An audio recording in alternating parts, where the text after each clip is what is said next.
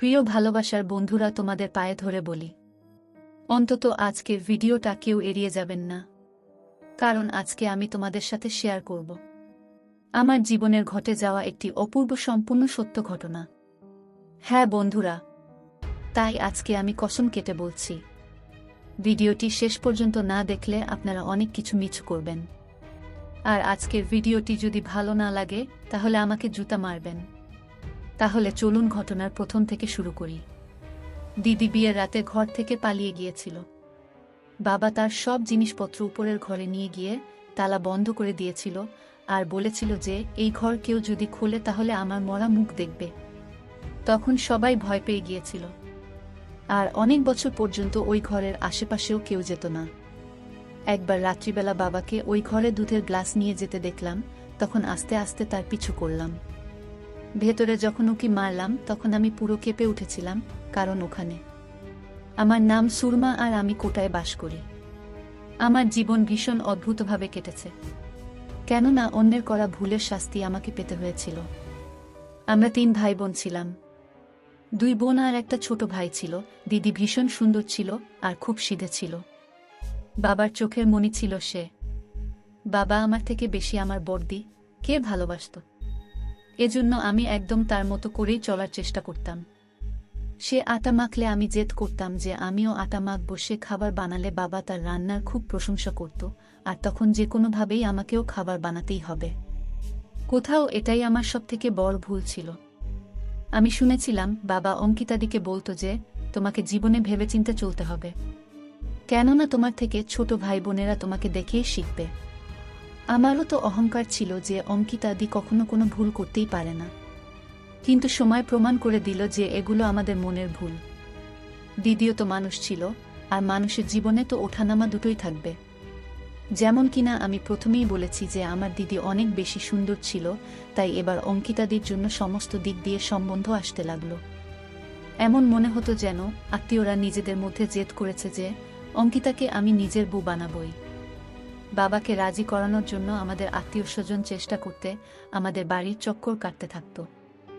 বাবা ভাবল যে যদি আমি একটা ঘরে আমার মেয়েকে পাঠিয়ে দিই তাহলে অন্য ঘরের লোকেরা আমার ওপর রেগে যাবে। এজন্য বাবা সিদ্ধান্ত নিয়েছিল যে দিদির বিয়ে আমাদের আত্মীয় স্বজনের বাড়িতে না দিয়ে বাইরে কোথাও ঠিক করবে। তখন বাবা আন্দাজও করতে পারেনি যে সে কত বড় ভুল করতে চলেছে। বাবার বোঝা উচিত ছিল যে দিদির জীবনের এত বড় সিদ্ধান্ত নেওয়ার আগে তাকে নিজের কাছে বসিয়ে তার মনের কথা জানার চেষ্টা করা উচিত।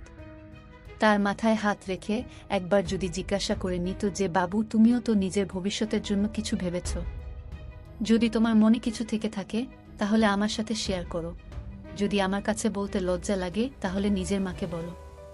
কিন্তু সে এই ব্যাপারে বাড়ির কারোর সাথেই কথা বলে কারোর ইচ্ছা জানতে চায়নি। বাবা বাইরে থেকেই কারোর সাথে কথা বলে দিদির সম্বন্ধ ঠিক করে দিল। একদিন বাবা বলল, আমি অঙ্কিতার সম্বন্ধ পাকা করে দিয়েছি, ভীষণ ভালো লোক ওরা, আমাদের মেয়েকে ভীষণ ভালো রাখবে। মা তো অবাক হয়ে গেল। শুধু মা নয়, আমাদের ওপরেও যেন বাজ ভেঙে পড়ল। আমরা 3 ভাই বোন ঘরে বসেছিলাম আর একে অপরের মুখের দিকে তাকাচ্ছিলাম। এটা কি হয়ে গেল, আর কি করে হলো রাহুল? এটা কি করে হতে পারে? মেয়েদের সম্বন্ধ এভাবে পাকা হয় না। প্রথমে ছেলের বাড়ি থেকে এসে মেয়ে দেখে, তারপর মেয়ের বাড়ির লোকেরও আন্দাজ হয়ে যায় যে মেয়ের বাড়িতে সম্বন্ধ নিয়ে আসা লোকজন কি ধরনের। তারপর ঘরবাড়ি দেখার কথা হয়। আমি তো অবাক হয়ে গেলাম, তুমি এত বড় সিদ্ধান্ত একাই নিয়ে নিলে, আর আমাকে একবার জিজ্ঞাসাও করলে না। বাবা বলল, মহিলারা কম বুদ্ধিসম্পন্ন হয়, আমরা পুরুষরা যেরকম সঠিক সিদ্ধান্ত নিয়ে থাকি তোমরা মহিলারা কখনোই তা পারবে না। আচ্ছা, তোমার মনের শান্তির জন্য কাল আমি ছেলের বাড়ি থেকে ছেলেদেরকে ডেকে নিচ্ছি, তারপর তুমি তাদের সাথে কথা বলে নাও। এরপর মায়ের মুখ থেকে আর কোনো কথা শুনতে পেলাম না। বোধহয় সে ভীষণ চিন্তায় পড়ে গেল। এই অভ্যাসটা দিদিরও ছিল। সে বলতে লাগলো, সুরমা, আমার সাথে কি হচ্ছে? সে ভীষণ চিন্তায় ছিল। আমি তার মনের শান্তির জন্য বললাম, দিদি কি আবার হবে? তোমার হাত হলুদ হতে চলেছে, তারপর ঘরে সানাই বাজবে। দিদি চিন্তায় পড়ে গেল। পরের দিন সকালে মা বলতে লাগলো, অঙ্কিতা, আজ তুমি ভালো করে তৈরি হয়ে যেও, তোমায় দেখতে ছেলের বাড়ি থেকে লোক আসছে। এবার দিদি নিজেকে আটকাতে পারল না। সে বলতে লাগলো, মা, বাবার থেকে এই আশা করিনি। তখন মা চমকে উঠল আর অঙ্কিতাদির হাত ধরে বলতে লাগলো, সোনা, আমাকে বলো, যদি তুমি কারকে পছন্দ করে থাকো তো? তুমি যদি কাউকে বিয়ের জন্য কথা দিয়ে থাকো, তাহলে আমি তোমাকে কথা দিচ্ছি, তোমার ইচ্ছার বিরুদ্ধে বিয়ে হবে না। আমি তোমার বিয়ে সেখানেই দেব যেখানে তুমি চাও। কিন্তু দিদি না বলে মাথা নাড়িয়ে দিল। সে বলতে লাগল, মা, এরকম কোনো ব্যাপার নেই। তাও আমার মনে অদ্ভুত খেয়াল আসছে। এমন মনে হচ্ছে যে এই বিয়ে আমার জন্য খুশি নিয়ে আসছে না, বরং আমার ভাগ্যের জন্য ধ্বংস নিয়ে আসছে। মা দিদির কথা শুনে চমকে উঠল। এরকম কথা বলার আগে একবারও ভাবলে না যে তোমার মায়ের হৃদয় দিয়ে কি যাবে? মা দিদির গলা জড়িয়ে ধরল। তারপর তারা দিদিকে দেখতে আসলো। এক বৃদ্ধা এসেছিলেন আর একটা যুবতী মেয়ে। তারা বলল যে ছেলের মা কোমায় আছে, এজন্য ঠাকুমা আর বোন এসেছে। যখন মা অঙ্কিতাদিকে নিজের সাথে নিয়ে আসলো, তখন ছেলে ঠাকুমা খুব ভালোবেসে দেখল ওই মেয়েটারও দিদিকে ভালো লেগেছিল। সে তো এখন থেকেই দিদিকে বৌদি বলা শুরু করে দিয়েছিল। আর সবার নজর বাঁচিয়ে ছেলের বোন আমার দিদির হাতে ছেলের ফটো ধরিয়ে দিল। ছেলেটার নাম রমেশ ছিল। যখন আমি দিদির হাত থেকে ফটো নিলাম, দেখলাম ছেলেটি ভীষণ সুন্দর। দিদি ও তার ফটো দেখে লজ্জা পেয়ে গেল। যখন কিনা মা নিজেও সন্তুষ্টি প্রকাশ করেছিল, ছেলে, ঠাকুরমা আর বোন দুজনেই ভীষণ সাদাসিধে ছিল। মা বলল, রমেশের সাথে তোমার বাবা দেখা করেছে, সে বলছিল রমেশ ভীষণ সাদাসিধে ছেলে। সত্যি বলছি অঙ্কিতা, আমার মন এবার যেন শান্তি পেল। তুমি বলো, তোমার কি রায়? দিদিও হ্যাঁ বলল। লজ্জা পেয়ে সে বলল, আমার এই সম্বন্ধে কোনো আপত্তি নেই। তারপর আমাদের ঘর খুশিতে ভরে গেল। কিন্তু কেউ এটা জানত না যে এই খুশি একদিন সর্বনাশ প্রমাণিত হবে। সবকিছু ভীষণ ভালোভাবে চলছিল। দিদিও খুশি হয়ে প্রত্যেকটা বিষয়ে অংশ নিতে লাগল। দিদি নিজের পছন্দে বিয়ের পোশাক নীল আর নিজের জুতো নিজেই পছন্দ করল। শুধু তাই নয়, সে বরের বরযাত্রীর জন্য সমস্ত সাজসজ্জা নিজের ইচ্ছা মতোই করেছিল। সবকিছু ভালোভাবেই ঘটছিল। কেউ জানত না যে দিদি নিজের মনে কি সিদ্ধান্ত নিয়েছিল। আমরা সবাই ভীষণ খুশি ছিলাম। আমি তো এক সপ্তাহ আগেই ঢাক ঢোল বাজানোর লোকেদের ব্যবস্থা করেছিলাম। মা আমাকে বারণ করেছিল যে মেয়েদের বিয়েতে এতদিন আগে থেকে ঢোল বাজে না, কিন্তু আমি কোথায় শুনেছিলাম কথা। দিদি সমস্ত কষ্ট ভুলে গিয়ে ভীষণ এনজয় করেছিল। নিজের ইচ্ছায় আমরা গান পর্যন্ত গাইয়েছিলাম।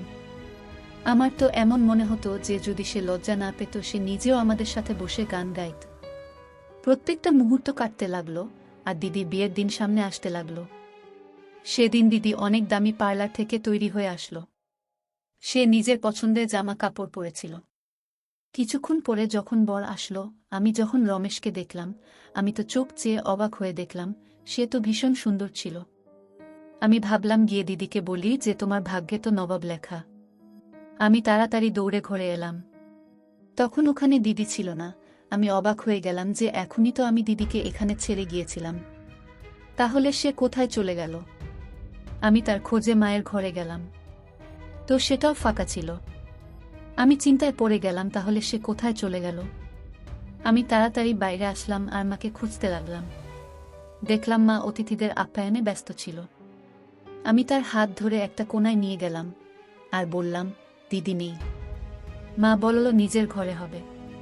মা, আমি দেখেছি, নেই সে। আর তোমার ঘরেও নেই। মা বলল, এখানেই কোথাও হবে। তারপর মা আবার অতিথিদের আপ্যায়নে চলে গেল। সে এমনভাবে কথা বলছিল যে সে কোনো কিছু ভুল হওয়ার সম্ভাবনাও অনুভব করেনি। তখন আমি মায়ের হাত ধরে একটা ঝটকা দিলাম। আমি বললাম, মা, আমি ভীষণ ভয় পাচ্ছি। মা বলল, চলো প্রথমে তোমার ভয়টাকে দূর করি। আমরা দিদিকে এক ঘর থেকে দ্বিতীয় ঘরে এবং দ্বিতীয় ঘর থেকে তৃতীয় ঘরে খুঁজতে লাগলাম, কিন্তু পেলাম না। দুজনেরই মুখ ফ্যাকাশে হয়ে গেল। তারপর বাবা ফোন পেল। বাবা রুমে আসলো। তার চোখও লাল হয়ে গেছে। সম্ভবত তার এই কষ্ট হচ্ছিল যে তার প্রিয় কন্যা তার সম্মান নষ্ট করেছে। বাবা বলতে লাগল, অঙ্কিতাকে বলো পণ্ডিতজি এসেছে। মা কাঁদতে কাঁদতে বলল, অঙ্কিতাকে পাওয়া যাচ্ছে না। বাবা অদ্ভুতভাবে মাকে দেখতে লাগলো। তারপর বলল, মানে? পাওয়া যাচ্ছে না মানে কি? মা কাঁদতে কাঁদতে বলল, আমি ঘরের কোনা কোনা ওকে খুঁজেছি। বাবা বুকে চাপড়ে চাপড়ে কাঁদতে লাগলো।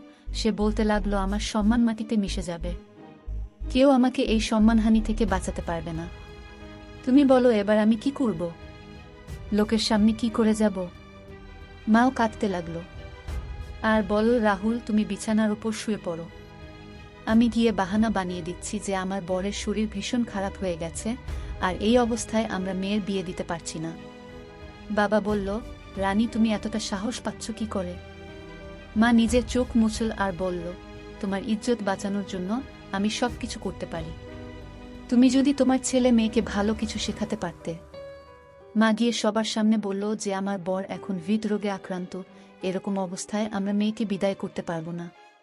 দয়া করে আপনারা বর এবং বরযাত্রী নিয়ে ফেরত চল যান, আর তারপর অন্য কোনোদিন নিজের বুকে সাধারণভাবে বিয়ে করে নিজের সাথে নিয়ে যাবেন। সমস্ত দিক থেকে লোকেরা বলতে লাগল। মা তো এসে নিজেকে ঘরের মধ্যে বন্ধ করে দিল। লোক নানান রকম প্রশ্ন করতে লাগল, যার জবাব আমাদের কাছে ছিল না। এই জন্য আমরা সবাই একটা ঘরে চুপচাপ বসেছিলাম। আমরা তো কখনো ভাবিনি যে হঠাৎ করে এই ধরনের সমস্যা এসে পড়বে। তারপর রাতে অনেকক্ষণ ধরে অনেক দেরি পর্যন্ত আমাদের বাড়ি খালি হলো। লোক এই অপেক্ষায় বসেছিল যে তারা কোনো না কোনো মুখরোচক খবর পাবে। পুরো রাত আমাদের এভাবেই জেগে কেটে গেল। সকাল হতেই বাবা ঘরে হাঙ্গামা শুরু করে দিল। সে একাই অঙ্কিতাদির জিনিসপত্র তুলে ছাদের ঘরে ফেলে দিয়ে আসলো। ওই ঘরটা যেটা কয়েক বছর ধরে বন্ধ পড়েছিল। ভাই এগিয়ে আসলো আর বলল, বাবা, আমি তোমায় সাহায্য করতে চাই। বাবা বলতে লাগলো, আমার কাছে কারোকে আসতে হবে না, না হলে আমার থেকে খারাপ কেউ হবে না। মা বলতে লাগলো, তোমার শরীর খারাপ হয়ে যাচ্ছে, বাচ্চারা তোমার সাহায্য করে দেবে। বাবা বললে, তুমি আর কোনো কথা বলো না। যদি তুমি আমার খেয়াল করতে তাহলে নিজের মেয়েদেরকে লাগাম দিতে। মা বেচারি লজ্জায় পড়ে গেল। বাবা সমস্ত জিনিসপত্র ছাদের ঘরে ফেলে দিল, আর তারপর সেটাকে তালা লাগিয়ে দিল। বাবা বলল, আজকের পর কেউ যদি ওদিকে যাওয়ার চেষ্টা করে তাহলে আমার মরা মুখ দেখবে। ওই দিনের পর থেকে আমাদের বাড়ির সমস্ত খুশি শেষ হয়ে গিয়েছিল। বাবা আমাদের থেকে লুকিয়ে কান্নাকাটি করত। দিদি চলে যাবার পরে সবাই অনেক সমস্যার মধ্যে ছিল। সব থেকে বেশি সমস্যা আমায় দেখতে হয়েছিল, কেননা বাবা আমার ছাদে যাওয়াই বন্ধ করে দিয়েছিল। সে যখনই আমাকে দেখত ভয় পেত যে এও নিজের দিদির মতো আমার নাক কাটিয়ে চলে যাবে হয়তো। এই ঘটনার 2 সপ্তাহ পরে বাবা সাহস করে নিজে দোকান খুলে নিল, কিন্তু সে বেশিক্ষণ সময় ধরে দোকানও চালাতে পারত না। সে তাড়াতাড়ি বাড়ি চলে আসতো আর তারপর ছাদে চলে যেত। বাবা যখন নিচে আসতো তখন ভীষণ ক্লান্ত লাগতো আর তার চোখ ফুলে যেত। কিন্তু 1 মাস পরে ছেলের বাড়ি থেকে আমাদের কাছে ফোন আসলো। রমেশের ঠাকুরমা বলতে লাগলেন, আমরা ভীষণ অবাক হলাম যে আপনারা বরকে ফেরত পাঠিয়ে দিলেন, আর আমরা আপনাদের উপর একটু রেগেছিলাম। তারপর মাথা ঠান্ডা করে ভাবলাম আপনাদেরও কোনো সমস্যা থাকতে পারে। এটাও তো হতে পারে আপনার বর মেয়ে এই সম্বন্ধে না করে দিয়েছে, আর আপনি নিজের ইজ্জত বাঁচাতে গিয়ে রাহুলের অসুস্থতার বাহানা করেছেন। যদি এরকম কোনো ব্যাপার হয়ে থাকে তাহলে আমাদের এতেও কোনো আপত্তি নেই। আপনারা যে কোনো একটা মেয়েকে বিয়ে দিন। যদি আপনাদের বর মেয়ে না মানে তাহলে ছোট মেয়ের সাথে রমেশের বিয়ে দিন। কেননা আমরা অনেক ঘরেতে সম্বন্ধ খুঁজেছি, কিন্তু আপনার মেয়েদের মতো কোনো মেয়ে পাইনি। এজন্য আমরা চাই যে কোনো না কোনোভাবে আমাদের সম্বন্ধ আপনাদের সাথেই হোক। মা ফোন রেখে দিল আর আমাকে বলল, সুরমা, তুমি বলো, তুমি কি এই সম্বন্ধে রাজি? আমি হ্যাঁ বললাম মা, দিদি চলে যাবার পর থেকে বাবা আমার বেঁচে থাকা মুশকিল করে দিয়েছে। সে আমাকে ঘেন্নার চোখে দেখে। আমি তো এটাই চাই যে দিন থেকে রাত যেন না হয়, আর আমি এখান থেকে চিরজীবনের জন্য যেন চলে যাই, কখনো যেন ফিরে না আসি। মা আমাকে জড়িয়ে কাঁদতে লাগল। সে বলল, সোনা, ভাগ্যে তো এটাই লেখা ছিল, অন্যর কৃতকর্মের শাস্তি আমরা পাচ্ছি। আমি চাই যে তোমার ভাগ্য যেন বদলে যায়, কিন্তু আমি কি করব? আমি তো নিজেই বাধ্য। মা এমনভাবে ভেঙে পড়েছিল যে আমি তাকে সাহস দিতে লাগলাম। আমি বললাম, মা, তুমি রেগে যেও না, ভগবান সব ভালো করবেন। আমি নিজের ঘরে চলে গেলাম, কেননা বাবার ফিরে আসার সময় হয়ে গিয়েছিল। আজ আমার মন অদ্ভুতভাবে ঘাবড়াচ্ছিল, কেননা আমার ভাগ্য নির্ধারণ হতে চলেছে। ঘরের দরজা খোলার সাথে সাথে আমি এসে আমার ঘরের জানালায় বসলাম। বাবা বাড়িতে এসে হলো খালি দেখে রান্নাঘরে গেল। পাগলের মতো রান্নাঘরে ঘুরে বেড়াচ্ছিল বাবা। আমি তাকে দেখে অবাক হয়ে গেলাম। তারপর কিছুক্ষণ পর রান্নাঘর থেকে ফিরে এল হাতে 1 গ্লাস দুধ নিয়ে। তার অনুমান সঠিক ছিল না। সে এদিক ওদিক তাকিয়েছিল। যেন কেউ বর চুরি করছে। যদিও এটা তেমন একটা বড় ব্যাপার ছিল না। একজন মানুষ তার বাড়ির রান্নাঘর থেকে এক গ্লাস দুধ নিতে পারে যতটা সে চায়। তারপর বাবা গ্লাসটা ধরে আস্তে আস্তে সিঁড়িতে উঠতে লাগল এবং ছাদের দিকে চলে গেল। আজ আমার চোখ যা দেখল, এটা খুবই সাধারণ ব্যাপার, কিন্তু আমি আমার বাবাকে সন্দেহ করতাম। তখন আমি এই নিয়ে চিন্তিত ছিলাম। বাবা আসার পর মা রুম থেকে বের হলো না কেন? কারণ বাবা বাইরে থেকে আসার সাথে সাথে মা সব ছেড়ে বাবার কাছে আসত, আর তারপর খাবার খাওয়ার কথা জিজ্ঞাসা করত, তারপর রুটি বানাতো। আমি গোপনে মায়ের ঘরে গিয়ে জানতে পারি সে ঘুমাচ্ছে। আধ ঘন্টা পর বাবা বারান্দা থেকে নেমে এলো। তার অবস্থা অদ্ভুত হতে থাকে। জীবনে প্রথমবার বাবাকে সন্দেহ করলাম, কারণ এই মুহূর্তে আমার কাছে উত্তর ছিল না। তারপর মাও ঘুম থেকে জেগে উঠল, তাই সে বাবার জন্য রান্না করতে লাগল। মা খাবার রান্না করে বাবার সামনে রাখল আর কাছে গিয়ে খাটের উপর বসল। সে বলতে লাগল, রাহুল, আজ রমেশের ঠাকুরমার ফোন এসেছে। বাবা তার মুখে খাবার সবেমাত্র তুলতে যাচ্ছিল, কিন্তু থেমে গেল এবং তার মুখ ফ্যাকাশে হয়ে গেল। আমি আমার ঘরের জানালা দিয়ে এসব দেখছিলাম। আম্মু বলতে শুরু করল, তারা বলছেন যে আপনারা বড় মেয়ের না হলে ছোট মেয়ের সাথে বিয়ে দিন। বাবা সেই তখন খাবার ছুঁড়ে ফেলে দিয়েছিল। সে রেগে উঠে দাঁড়িয়ে বলল, ওদেরকে বলো আমার মেয়ের ভাগ্য এখন এতটাও খারাপ না যে সে তোমাদের মতো মানুষের সাথে সম্বন্ধ করে। আম্মু স্তব্ধ হয়ে গেল। এর মানে কি? ওরা ভালো না? বাবা নাসূচক মাথা নাড়ল আর বলল, আজকের পর ফোন করলে ধরবে না। তারপর মাও রেগে বলল, তোমার নিজের বুদ্ধিমত্তার ওপর তো তোমার অনেক বিশ্বাস ছিল। তোমার মতে মহিলারা কম বুদ্ধিমান। তাহলে এত বড় ভুল কিভাবে করলে? তুমি অঙ্কিতার সম্বন্ধ এত খারাপ মানুষের কাছে কিভাবে করেছিলে? বাবা রেগে দরজা ধাক্কা দিয়ে ঘর থেকে বেরিয়ে গেল। আম্মু হাউমাউ করে কাঁদতে লাগল। সে বলল, অঙ্কিতা, তুমি আমার জীবন নষ্ট করেছ। এখন কি বলবো? আমিও অদ্ভুত চিন্তার মধ্যে দিয়ে যাচ্ছিলাম। এখন আমি সারাক্ষণ বাবার দিকে নজর রাখতে লাগলাম। সে খুব অদ্ভুত হয়ে গিয়েছিল।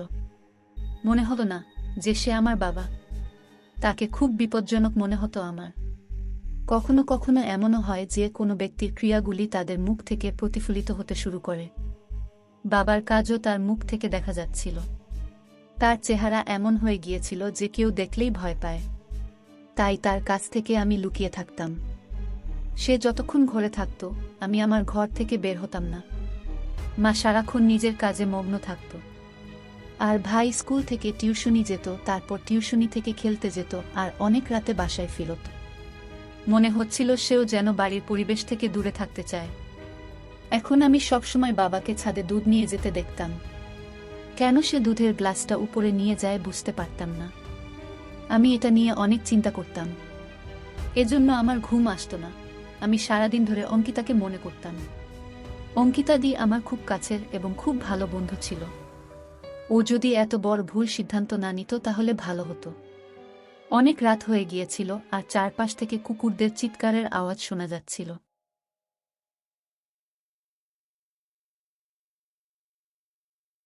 আমি উঠে আমার ঘরের জানালায় বসে পড়লাম। তখন আমি অদ্ভুত কিছু অনুভব করলাম। কেউ যেন আমাদের হলো ঘরে হাঁটছিল। আমি যখন খেয়াল করলাম অন্য কেউ না, সে আমার বাবা ছিল। আমি চমকে গিয়েছিলাম। বাবার আন্দাজ দেখে এমন মনে হচ্ছিল যেন সে ভীষণ চিন্তায় ছিল। আমার আজ তার উপরে মায়া হচ্ছিল। আমি ভাবতে লাগলাম, বাবা যদি আমাদের দুজনের মধ্যে এতটা দূরত্ব না বানাত, তাহলে আমি তার কাছে চলে যেতাম, তার দুঃখ কষ্ট ভাগ করে নিতাম। কিছুক্ষণ বাবা হোলের মধ্যে হাঁটতে লাগলো আর তারপর সে রান্নাঘরের দিকে এগিয়ে গেল। আমার মাথায় খেয়াল আসলো, আমার বাবার কি খিদে পেয়েছিল। কিছুক্ষণ রান্নাঘরে খটখট করে আওয়াজ হতে লাগলো আর তারপর সে বাইরে বেরিয়ে আসলো। তার হাতে খাবার ছিল আর তার পা সিঁড়ির দিকে এগিয়ে যেতে লাগলো। তারপর আস্তে আস্তে পুরো সিঁড়ি পেরিয়ে ছাদে চলে গেল বাবা। আমি লুকিয়ে বসেছিলাম যে এ সমস্ত কি? বাবা ছাদে কি করতে যাচ্ছে? কখনো দুধ কখনো খাবার নিয়ে সে কি করে? কেন যায় সে? এবার আমি অনুভব করছিলাম যে কিছু না কিছু রহস্য আছে। এজন্য আমি সিদ্ধান্ত নিলাম যে বাবার রহস্য এবার আমি জেনে ছাড়ব। আমার ভয় লাগছিল ভীষণ। কিন্তু আজ সাহস করব বলে সিদ্ধান্ত নিলাম। আমিও আস্তে আস্তে সিঁড়ির উপর দিয়ে ছাদে পৌঁছে গেলাম। এটা দেখে আমি একটু ঘাবড়ে গেছিলাম যে ওই ঘরটা যেখানে দিদির জিনিসপত্র রাখা ছিল সেটা খোলা ছিল, আর সেখান থেকে আলো আসতে লাগলো। আমি এগিয়ে যেতে লাগলাম। রুমের দরজা খোলা ছিল বলেই আমি গোপনে ভিতরের পুরো দৃশ্য দেখতে লাগলাম। দিদি ভিতরে বসেছিল। এই দৃশ্য দেখে আমি কাঁপতে লাগলাম। বাবা রুটির টুকরো দিদির মুখে দিচ্ছিল। দুজনেই চুপ হয়ে গেল, কিন্তু তার চোখ থেকে জল ঝরছিল। এইসবের মধ্যে কি ঘটছিল আমার বোঝার তা বাইরে ছিল। তারপর অনেকক্ষণ পর বাবা বলল, অঙ্কিতা, তুমি আমার মেয়ে না। দিদি কথা বলল। সে বলতে লাগলো যে আমি তোমার মেয়ে নই, এই জন্য আমায় শাস্তি দেওয়া হচ্ছে। তুমি কি সুরমার সাথেও তাই করতে পারতে? বাবা বলল, অঙ্কিতা, আমি তোমাকে খুব ভালোবাসি, কিন্তু জানো, আমি কখনোই সুরমাকে নিয়ে এসব করতে পারবো না। অঙ্কিতা দিদি কাঁদতে লাগলো।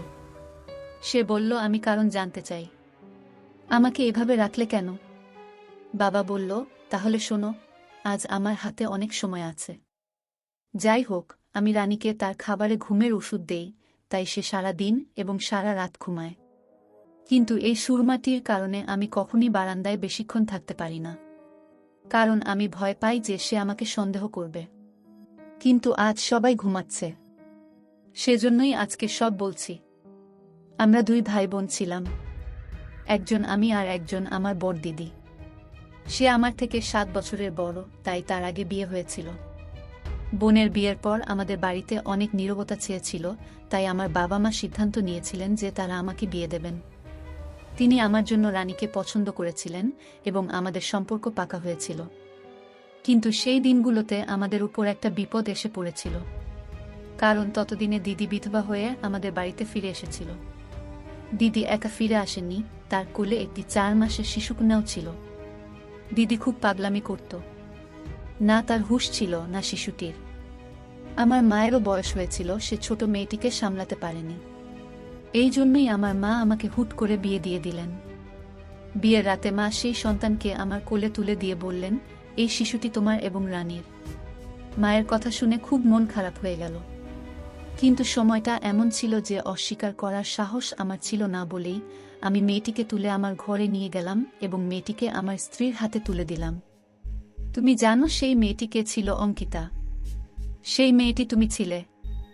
রানী তোমায় কাছের করে, তারপর তোমার উপর এত ভালোবাসা বর্ষণ করল যে আমি ভুলে গিয়েছিলাম যে তুমি আমার মেয়ে নও, বোনের মেয়ে। তুমি যখন কথা বলতে শুরু করো তখন রানীকে বলতে আম্মু। সে তার নিজের মাকে পিসি বলে ডাকতে। দিদির অবস্থা ভালো হয়ে গেলে বাবা মা তার সম্বন্ধ দেখতে শুরু করেন, কিন্তু দিদি নিজেই একটা ছেলের নাম নিয়েছিল যে ওর সাথে আমার বিয়ে দেওয়া উচিত। আমার বাবা আমার উপর দায়িত্ব চাপিয়ে দিয়েছিলেন যে তুমি ওই ছেলেটিকে তদন্ত করে আমাকে বলো। আমি যখন জানতে পারি ছেলেটি প্রতারক বলে প্রমাণিত হয়েছিল, তাই বাবা বোনকে বলেছে আমি তোমাকে তার সাথে বিয়ে দেব না। আমাদের মনে হলো দিদি সব বুঝতে পেরেছে, কিন্তু দিদি রাতে বাড়ি থেকে পালিয়ে গিয়েছিল। আমাদের উপর সমস্যা এসে পড়ল, কিভাবে এই সব ঘটল। বাবা এটা সহ্য করতে না পেরে পৃথিবী ছেড়ে চলে গেলেন এবং তুমি রানীর যত্ন পেয়েছিলে। তারপর আমার ঘরে একটি কন্যা এবং তারপর একটি পুত্র সন্তানের জন্ম হয়। কিন্তু এত বছর পার হয়ে গেলেও দিদির ভুলটা ভুলতে পারিনি। তারপর সময় চলে গেল এবং আমি তোমাকে আমার সন্তানের চেয়ে বেশি ভালোবাসতে শুরু করলাম। কিন্তু মাঝে মাঝে ভাবতাম তুমিও যদি তোমার মায়ের মতো চলে যেতে তাহলে আমার জীবনটা কঠিন হয়ে যেত। সেজন্য আমি তাড়াতাড়ি তোমার সম্বন্ধ খুঁজে বের করে তোমার বিয়ে ঠিক করে ফেললাম। ছেলেটির মা কোমায় ছিলেন, কিন্তু দাদি আর বোন উপস্থিত ছিলেন, তাই ভাবলাম বিয়েটা যত তাড়াতাড়ি হয় ততই ভালো। কিন্তু কি হলো জানো? যেদিন তোমার বিয়ের লোকজন এসেছিল, ছেলের মা সুস্থ হয়ে তাতে যোগ দিতে আসেন। তুমি জানো তিনি কে? ছেলেটির মা ছিল আমার বোন আর তোমার আসল মা। মানে ওই ছেলে রমেশ তোমার ভাই ছিল। এই সব দেখে আমার খুব মন খারাপ হলো। সেজন্য আমি তোমাকে বলেছিলাম টেরেসে এসে আমার কথা শোনো। তারপর আমি তোমাকে বারান্দার ঘরে তালা দিয়ে দিলাম। ভেবেছিলাম সকালের মধ্যে রানীকে সত্যিটা বলবো, কিন্তু একদিন আমি তোমার মাকে বিয়ে করতে দেইনি। সে বাড়ি থেকে পালিয়ে গিয়েছিল, তাই ভাবলাম এখন তোমার বিয়েও হতে পারেনি। তাই তুমিও যদি বাড়ি থেকে পালিয়ে যাও, তাই আমি তোমাকে এখানে আটকে রেখেছি। কিন্তু ভেবো না যে আমার বোনের মেয়েকে এখানে আটকে রেখে আমি আমার সন্তানকে আদর করে চলেছি। যেদিন থেকে তুমি এখানে তালাবদ্ধ ছিলে, সেদিন থেকে আমি সুরমার সাথেও কথা বলা বন্ধ করেছি। তোমাকে এই বন্ধ ঘরে রেখেছি, তাই সুরমার সাথেও খুব কড়া ব্যবহার। সে বলতে লাগলো, বাবা, আমি বাড়ি থেকে পালিয়ে গেলেও তোমার সম্মান ধূলিসাৎ হয়ে যেত, আর আমাকে এখানে আটকে রেখেও তোমার ইজ্জত তুমি মাটিতে মিশিয়ে দিচ্ছে। লোকে নিশ্চয়ই বলাবলি করছে যে অঙ্কিতা নিশ্চয়ই বাড়ি থেকে পালিয়েছে, তাই তার বর বুকে না নিয়ে খালি হাতে ফিরে এসেছে। দুজনের কথা বলতে বলতে সকাল হয়ে গেল। বাবা তাড়াতাড়ি উঠে বললেন, অঙ্কিতা, আমাকে ক্ষমা করে দাও, আমি এখন চলে যাচ্ছি, হয়তো কারোর চোখ খুলে যাবে। আমি দ্রুত এগিয়ে গেলাম আর বললাম, না বাবা, আমি আমার দিদির উপর এমন অত্যাচার হতে দেব না। তার মায়ের ভুলের শাস্তি আমার দিদি পাবে না। ঈশ্বরের আইন, তিনি সর্বদা প্রতিশ্রুতি দেন যে ব্যক্তি ভুল করেছে তাকে শাস্তি দেবে। তাহলে মানুষ হয়ে এসব কেন করলে? আমার কথা শুনে বাবা রেগে গেল, আর সে কারণেই সে দ্রুত নিচে নেমে গেল। আমি দিদির হাত ধরে নিচে নেমে এলাম। বাবা এতই লজ্জা পেয়েছিল যে সে খুব ভোরে চলে গিয়েছিল এবং রাতে বাড়ি ফিরে আসে। আর বাবা কাঁদতে কাঁদতে আমাদের সবার কাছে ক্ষমা চাইতে থাকে। প্রথমে দিদি বাবাকে ক্ষমা করে দিল, তারপর আমরা সবাই ক্ষমা করে দিলাম। সবকিছু ঠিক ছিল। বাবা দিদিকে অনুমতি দিয়েছিল এবং সে তার মায়ের সাথে দেখা করতে শুরু করেছিল, এবং খুব শীঘ্রই সে খুব ভালো জায়গায় বিয়ে করতে চলেছে। আমরা আশা করি কঠিন সময় কেটে গেছে, ভবিষ্যতে শুধুই সুখ থাকবে। ধন্যবাদ বন্ধুরা।